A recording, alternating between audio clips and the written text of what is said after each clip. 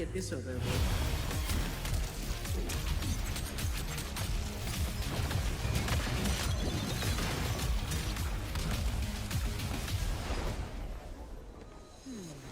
Zani, the hard-working employee of the Mortefi family and one of Wuwa's most highly anticipated units, is fully equipped to dazzle and frazzle on the first anniversary of the game, version 2.3, with a hard-hitting, timing-based playstyle, crazy parries, and some of the best visual effects we've seen in a kit to date. As a Spectro, heavy attack-based character that synergizes with Spectro Frazzle, units like Phoebe and Spectro Rover are essential to getting a ton of mileage out of her kit, but her dependency on her teammates could be an issue for some players. With that, welcome to our full-scope, comprehensive guide to Zani, the newest addition to Wuthering Waves, and I'm here to break down everything when it comes to how she works, what her best equipment will be, and the steps you need to take across her team building and rotations to make the most out of her insane burst damage potential. As always, if you're enjoying this content, please hit that like and subscribe button. Zani, with her baseline kit, focuses on the buildup of her unique Forte circuits to first apply self-buffs that amplify her damage, and then deliver a massive burst in her unique Inferno mode activated via her Resonance Liberation. So naturally, an explanation of that Forte circuit is where it all begins. Zani's Forte circuit has a lot of components to it. So many, in fact, that it might actually be the longest ability description in the game, but don't worry, we'll take the time to break it down piece by piece. Zani's baseline Forte circuit is called Redundant Energy, which is built up through a variety of different attacks. The first is her normal attacks, which consist of a 3-hit attack chain that can be followed up with a 4th hit called Breakthrough with proper timing after the 3rd attack. A Breakthrough can then be followed up with the 4th hit of her attack chain. Zani's heavy attack, on the other hand, consumes stamina and hits the target, and can be followed up with that 3rd hit of her basic attack chain by attacking in a short time frame. Her plunge attack functions similarly, and can also be followed up with that 3rd hit in her chain. Her dodge counter simply performs the 3rd hit of her attack chain. All of these 3rd hits can be followed up with a breakthrough attack by pressing the attack button at the right time, and then that 4th and final hit in the chain. The second method of generating her baseline Forte is with her Resonance skill, Standard Defense Protocol. This ability puts Zani in a parry stance that will negate an enemy's attack, stagnate enemies, and use an additional attack called Pinpoint Strike that reduces the enemy's vibration strength, or their stagger bar, by an additional 5%. Activating this parry also gives Zani a 30% damage reduction buff for 2 seconds. Pressing an attack during the parry stance simply performs the 3rd hit of her attack chain, generates additional redundant energy, and stagnates the target's hit. The third method of generating redundant energy is through her intro skill, which simply attacks the enemy. Building up this baseline Forte circuit is very important because it gives Zani access to a crucial part of her kit when it's filled, her enhanced resonance skill. Zani enters another parry stance that grants her interruption resistance, and if an enemy attacks her during this stance, she'll negate the attack and consume her entire Forte circuit to use Forcible Riposte, an attack that staggers the target, reduces their vibration strength by an additional 5%, and grants her the same damage reduction buff as a regular parry. Releasing her resonance skill without being hit casts targeted action, which deals a respectable amount of damage. Both of these attacks are considered Spectral Frazzle damage, inflict a unique status effect called a Helical Ember on the target hit, and also grants Zani a special buff called Sunburst that gives her a 20% Spectral Frazzle damage amplification. You'll see why this is important. That's because Zani has a second Forte circuit called Blaze, which gradually builds up as her team builds up Helical Ember stacks on her enemies, at a rate of 5 Blaze per stack. Whenever Zani's teammates inflict Spectral Frazzle on enemies, the full damage of all of those stacks is immediately triggered, and those stacks are converted to Helical Ember, with a cap of 60 stacks and a fall off of 1 every 6 seconds. She has a cap of 100 Blaze or 20 stacks of Frazzle applied by her teammates. But if you're using Zani's enhanced resonance skill, which inflicts 1 Ember, you'll only need 19 stacks to fully cap out this effect. This makes units like Phoebe in Confession mode or Spectro Rover essential to building up Zani's Forte circuit across their rotations, and without one of these units on her team, her damage output can be dramatically lowered across her rotations. Phoebe is easily her best in slot teammate due to her ability to apply 19 stacks of Spectro Frazzle across her Confession state rotation. This is all due to the fact that Blaze is required to use Zani's hardest hitting attacks after activating Inferno mode, triggered through her Resonance Liberation. Her Liberation simply deals a burst of damage to surrounding enemies, grants her 50 stacks of Blaze while increasing the count to 150, and then enters Inferno mode. While in Inferno mode, Zani gains access to empowered attacks that deal heavy attack and Spectral Frazzle damage, benefiting from both types of amplification. While in this state, as long as she's above 30 Blaze, every one of Zani's basic attacks is replaced by these empowered swings, which first consume 10, then 20, and then up to 40 Blaze per hit, depending on how many times you input a basic attack during the third move. The third hit of her attack chain can lower her blaze below 30 as long as it begins while she's above 30. She also gains access to an empowered resonance skill that functions identically to her enhanced one, except when parrying with this ability, she deals an additional 10% vibration strength damage while still activating that 30% damage reduction buff. This parry attack consumes 20 blaze. Each point of blaze consumes grants an additional multiplier to the attack. When Zani has lower than 30 blaze in Inferno mode, she'll only be able to use her basic attacks, which gain a 25% multiplier increase, but also gains access to a second liberation called the Last Stand, which deals massive AoE damage and ends Inferno mode. This ability also becomes available after spending 8 seconds in Inferno mode, regardless of her blaze. When factoring in all of Zani's abilities, resources, and interactions with each other, she actually has a simple playstyle that focuses on introing in after building up Ember stacks on her team, casting her resonance skill, parrying or using her basic attack 3, breakthrough, and basic attack 4 to max out her Forte circuit, and then cast her enhanced skill to grant its 20% Frazzle amp, and then cast her resonance liberation, following up with as many basic attacks as possible to deplete all of her blaze, and then cast her second liberation before outroing onto another unit. That outro will deal a small percentage of Zani's attack, remove all Ember stacks, and deal 10% more damage for each Ember stack removed as Frazzle damage. She'll then amplify all spectral damage dealt to a target with Ember stacks on them by 20% for 20 seconds, giving her some supportive ability as well. When it comes to Zani's inherent skills, her first grants her a 12% spectral damage bonus for 14 seconds after using an intro skill, and her second reduces all damage taken by 40% whenever she's in her parry stance. Zani's a character with a heavy reliance on other units on her team to deliver her damage, and unfortunately, in the current state of the game, using a free-to-play option like Spectral Rover causes her damage potential to fall off a cliff due to the lack of built-in amplification and increased Frazzle stacks that units like Phoebe have, making her a premium option for most players. But when you do have all the various pieces, like Phoebe's 100% amp in her Confession kit, Phoebe's 30% amp from her signature, and Zani's own signature that grants another 50%, the bonuses can total 200% and be very impressive in combat.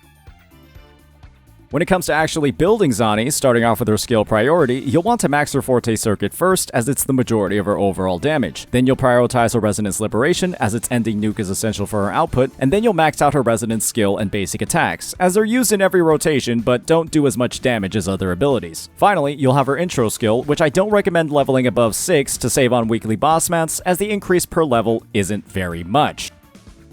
Now let's talk about Zani's weapons. And boy oh boy, there isn't very much to be excited about if you don't have the 5 stars. Here's what the calculations are looking like using Abyss Surges, the standard gauntlet, as a baseline. Credits to Pride One. Let's explain these results, starting off with her signature, Blazing Justice. This weapon grants a very helpful 48% critical damage, increases attack by 12%, and a massive 50% Frazzle amplification and 8% defense ignore whenever the wielder casts a basic attack for 6 seconds. Since all of Zani's attacks during her Inferno mode are considered basic attacks that deal heavy attack and Frazzle damage, she'll have near permanent uptime on its buff across her rotation, and is the only character in the game that's able to leverage all of its effects. It's incredibly strong on her, and with Eternal Radiance's set's 20% built-in crit rate, you can also run a critical damage forecast on her to reach crazy ratios in your builds. The next best option will be the rest of the 5-star gauntlets. Tragic Comedy, Rosia's signature, grants 12% attack and a great 48% heavy attack damage increase upon casting a basic attack for 3 seconds, and Zani can have uptime on this effect across her entire liberation, and its built-in crit rate can also make crit ratios easier to maintain if your substats are lacking. Zhang Liao's signature, on the other hand, grants a 12% attribute damage bonus and a 48% buff to liberation damage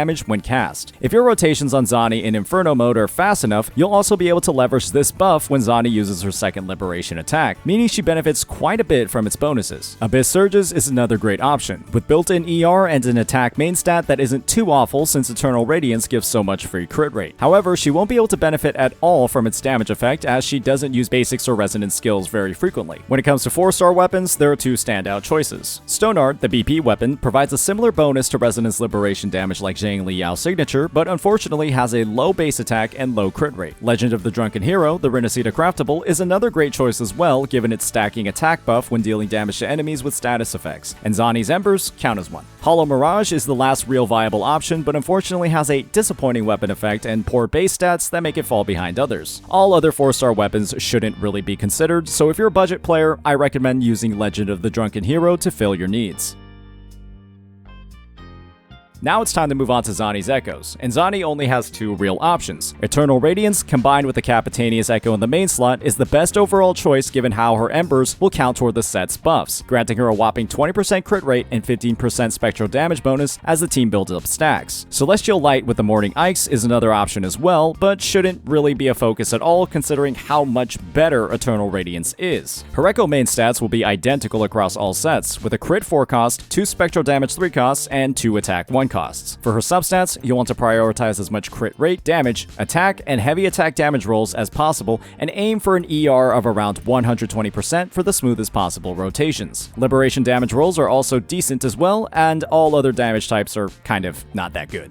The last area of investment when it comes to Zani involves your wallet or a lot of saved astrite, and that's her sequence nodes. Big thanks to Pridewind for calculating the damage increase per node. Zani's first node grants her a whopping 50% spectral damage when using her enhanced skill for 14 seconds, and also grants her interruption immunity during the third hit of her Inferno mode attack chain. Her second node grants her a whopping 20% crit rate and increases the damage multiplier of her enhanced skill by 80%. Her third node grants her a stacking 8% damage multiplier buff on her second liberation for every blaze she consumes, up to 1200% or all 150 blaze. Her fourth node grants her a 20% buff to the entire team for 30 seconds whenever she uses an intro skill. Her fifth node increases the damage multiplier of her initial liberation by 120%, which isn't that big. And her sixth node, the big one, increases the damage multiplier of all her Inferno mode attacks by 40% and also grants her 70 additional blaze in Inferno mode whenever she drops below 70. She'll also gain resistance to KOs and be left with 1 HP if taking fatal damage for the first 8 seconds of Inferno mode. Now that we've covered Zani's build, let's get into some of her teams and optimal rotations. And as you might have guessed, she needs Spectral Frazzle appliers to do pretty much anything with her kit. That means she has two main teammates, Confession Mode Phoebe and Spectral Rover, and Phoebe is a lot better than Rover when it comes to stack application and damage buffs. She also has some synergy with traditional outro buffers like Mortefi, who grant buffs to heavy attack damage. Zani's likely best in slot team on release will feature Phoebe and Shorekeeper. You'll want Phoebe on a supportive set like Moonlit Clouds to buff Zani's damage as much as possible. In this team, you'll start off on Shorekeeper and build up Concerto and then cast her Liberation and Echo skill before swapping to Phoebe, entering Confession mode and then casting her Liberation, Resonance skill, and then delivering 2 enhanced heavy attacks to apply a total of 19 Frazzle, or really Ember stacks, to the enemy before filling up her Concerto gauge and then introing onto Zani. From there, you'll be able to use Zani's regular Resonance skill, basic attack to use the third hit, and then follow up with a Breakthrough and her fourth basic if your Forte circuit isn't filled. Then you'll cast her Enhanced Resonance skill and release it to cast targeted action and gain her 20% Frazzle amp. And then you'll cast her first Liberation. You'll then basic attack to use Daybreak, basic attack again to use Dawning, and then basic attack 3 times to perform all hits of Nightfall. You'll do this twice to consume all of Zani's blaze, and then use her second Liberation and then outro to another teammate. For her free-to-play team that features Spectral Rover instead of Phoebe, you'll start off the team's rotation identically, but you'll also want to swap onto Rover during Shorekeeper's Concerto buildup to use some heavy attacks to build up their Forte circuit and cast a Resonance skill to apply Ember stacks onto an enemy before topping off Shorekeeper's Concerto, and then cast her Liberation. You'll then intro onto Rover, cast their Liberation, and then another enhanced Resonance skill and a heavy attack before topping up their Concerto, and then intro skilling onto Zani. You'll then perform the exact same rotation as with Phoebe's team, but it deviates slightly when you enter Inferno mode. Zani has some big swap windows during the third hit in her Inferno attack chain, and during Nightfall's long animation time, you'll want to swap back onto Rover and use their enhanced Resonance skill to inflict 2 Ember stacks and generate 10 additional blaze for Zani, giving her more potential attacks in Inferno mode. However, Rover's overall stack generation is much lower than Phoebe's even with these swaps, so your time in Inferno mode will be cut short as you'll likely only be able to generate 60 or 70 stacks of blaze compared to Phoebe's 95. This team's damage output will also fall far behind Phoebe's due to a lack of Frazzle amplification that Phoebe provides with her outro skill. Zani also has a third team that can be run with either Spectral Rover or Phoebe, and that's with Mortefi as an outro buffer. You'll simply start off on either Phoebe or Spectral Rover and build up their Concerto and apply Frazzle stacks while swapping with Mortefi throughout their rotation to build up his Concerto and use his enhanced skills. After topping up your Frazzle support's Concerto, you'll outro onto Mortefi, cast his Liberation, top up his Concerto before introing onto Zani and going through her baseline rotation. Unfortunately, you won't be able to swap off Zani during this sequence without losing Mortefi's buff. I recommend using Spectral Rover on the Rejuvenating Glow set as they have a built-in heal on their S4 which can keep your team topped up, as running this team with Phoebe means means you actually don't have a healer. Now that we've covered Zani's team rotations, it's time to talk about Zani's, and she has a very simple to use kit despite its insane wordiness. The goal of Zani's rotation is to use her enhanced resonance skill to apply her 20% Frazzle amp to herself before casting her liberation, and a way to streamline that is to use some basic attacks on her while building up Concerto on other teammates. When she intros in, you'll want to cast her baseline resonance skill and parry or follow up with the third hit of her basic attack chain by attacking. If you're not at full forte, feel free to use breakthrough and the fourth hit of her attack chain. You'll then activate her enhanced resonance skill, parry or just release it to use targeted action and activate her 20% Frazzle amp. You'll then liberation and then perform basic attacks to consume her blaze. The first hit in her attack chain consumes 10, the second consumes 20, and the third consumes up to 40. This third hit can also take her blaze all the way to 0 as long as it's activated while her blaze is still above 30. Zani also gains access to an Inferno enhanced resonance skill that either parries or can be released to deal an attack that consumes 20 blaze and can be followed up with the third hit of her chain. Keep in mind that this third hit can easily be swap cancelled with another unit, and Zani can gain blaze while in Inferno mode, giving her some opportunities with a unit like